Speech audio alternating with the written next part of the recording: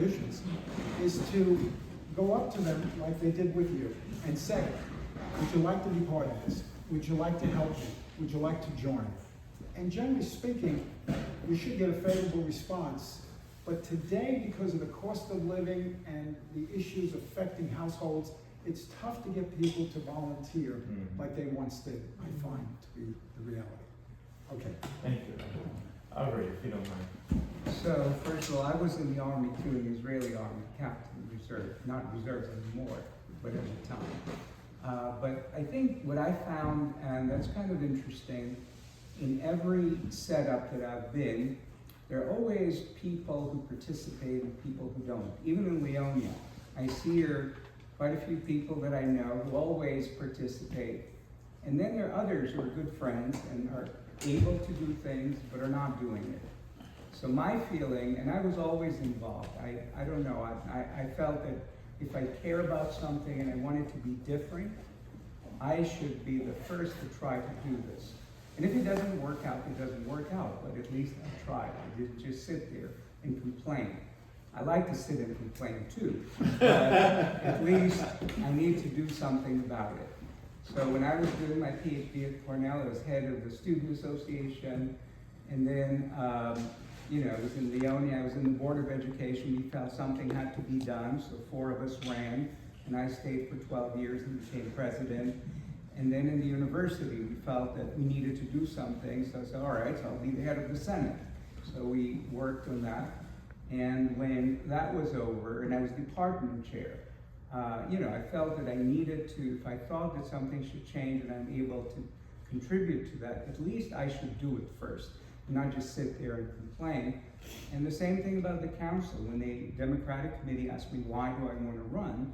I said, look, I always feel that there are things to do in Leonia, there's things to do at the university. I think I've done what I could at the university, and now, I have the time, and I would like to do things that are needed to do here.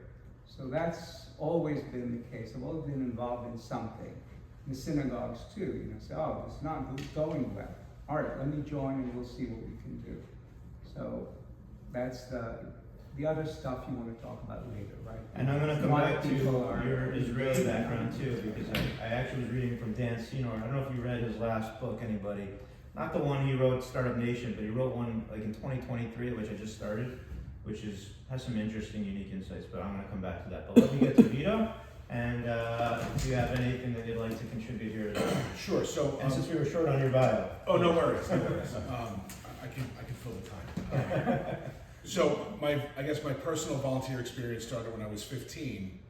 I was a sophomore at Bergen Catholic, and the previous year my mother had hid the football tryouts for him, so that was off the table. So a friend of mine from a neighboring town was a junior ambulance corps member, and was telling me all these cool stories about how that worked and what it was. And so I went down to the ambulance corps, which we know is no longer, and I showed up, and I came home with a pager and a jacket, and I said, hey, Mom and Dad, guess what?